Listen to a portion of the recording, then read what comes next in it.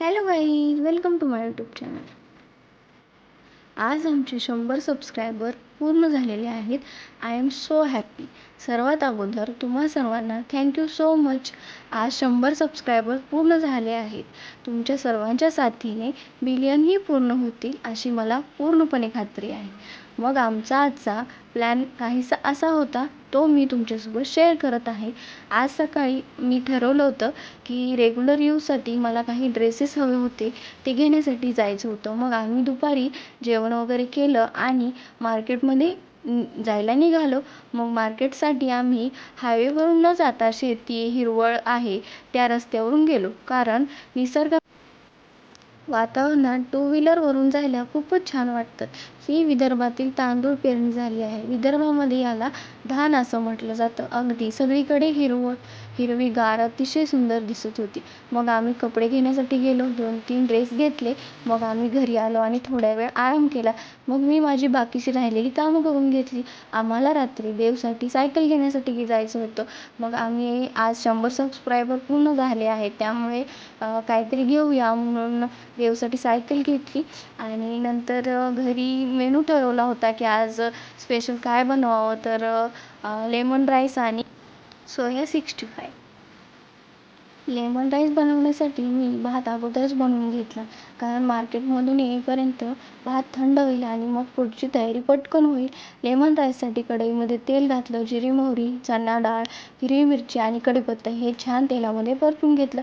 मग त्याच्यामध्ये हळद, मीठ घातलं आणि फोडणी छान परतून घेतली. मग त्याच्यामध्ये फुटाण्याची डाळ घातली. फुटाण्याची डाळ ही कायम शेवटीच घालावी, कारण ती कडक होऊन जाते. मग छान बॉईल केलेला भात, म्हणजे तो जास्त पाणी घालून शिजवला जातो आणि पाणी नंतर जास्तीचं पाणी काढून नंतर भात चाळणीमध्ये नितळायला ठेवून तो भात थंड केला जातो आणि मगच तो लेमन राईसमध्ये घातला जातो. मग भात घालून घेतला आणि लिंबाचा रस घातला आणि छान मिक्स करून घेतलं आणि थोड्या वेळ कमी गॅसवर झाकून ठेवलं. मग सोया 65 बनवण्यासाठी तेल तापायला ठेवलं. त्याची तयारी मी अगोदरच करून घेतली होती. त्याच्यासाठी सोया चंक्स बॉईल करून घेतले आणि त्याच्यामध्ये कॉर्नफ्लॉवर, मीठ, धनेपूड, जिरेपूड, तिखट, आलं लसूण पेस्ट, लिंबाचा रस घालून 15 मिनिट साईडला ठेवलं होतं. आणि लेमन राईस हा चवीला खूपच सुंदर लागतो. मी हा लेमन राईस पहिल्यांदा कॅम्पमध्ये खाल्ला होता. तो आता प्रसादामध्ये होता लेमन राईस, आणि गणपतीमध्ये प्रसादामध्ये लेमन राईस होता. आणि देवचे पप्पाही मला खूप वेळा म्हणत होते की लेमन राईस खूप छान लागतो. मी नव्हता खाल्ला, त्यामुळे मी अगोदर पण 1-2 वेळा बनवून पाहिला त्यांनी, छान लागतो म्हटल्यावर, मोबाईलवर रेसिपी वगैरे बनवल्यावर. मग त्याच्यानंतर मी ही रेसिपी तुमच्यासोबत शेअर करत आहे.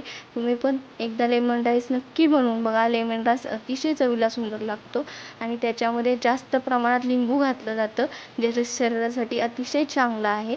आणि अशा पद्धतीने लेमन राईस तयार झाला.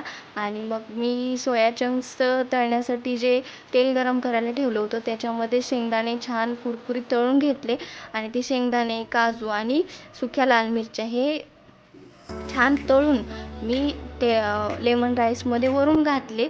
ते अतिशय चवीला जास्त छान लागावे म्हणून. आणि कोथिंबीरही छान बारीक चिरून टाकली आणि छान हलवून घेतलं आणि छान ढाकून ठेवलं. मग सोया चंक्स तळून घेतले. आणि सोया चंक्स तळण्यासाठी तेल जास्तही गरम नको आणि कमीही गरम नको. अतिशय म्हणजे आपण टाकल्यानंतर ते, म्हणजे आपण उडीद वडा वगैरे तळण्यासाठी जसं तेल ठेवतो, तसं तेल सोया चंक्स तळण्यासाठी ठेवावं, तेवढं गरम ठेवावं. आणि मग त्याच्या सोया चंक्स छान तळून घेतले आम्ही. आणि त्याच्यानंतर मग ते तेल साईडला काढून घेतलं आणि राहिलेल्या थोड्याशा तेलामध्ये आणि आलं लसूण छान बारीक कापून घेतलं. कढीपत्ता, soya sauce, red chilli sauce, ketchup, थोडंसं मीठ घालून सोया चंक्स घालून घेतले आणि छान टॉस करून घेतलं. तयार झाले सोया 65 आणि लेमन राईस. आणि हे सोया 65 मी पहिल्यांदाच बनवलेले आहेत, पण आज चवीला अतिशय सुंदर लागतात. जसं काही आपण मंचुरियन वगैरे खातो ना, तशा टाईप ह्याची चव येते. खूपच छान लागत होते चवीला.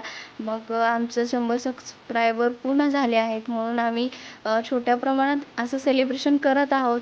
आणि आम्हाला लेमन राईस ही सर्वांना खूपच आवडतो. आणि आता सोया 65 खूप छान झाले. मग आम्ही सर्वांनी छान जेवण वगैरे केलं.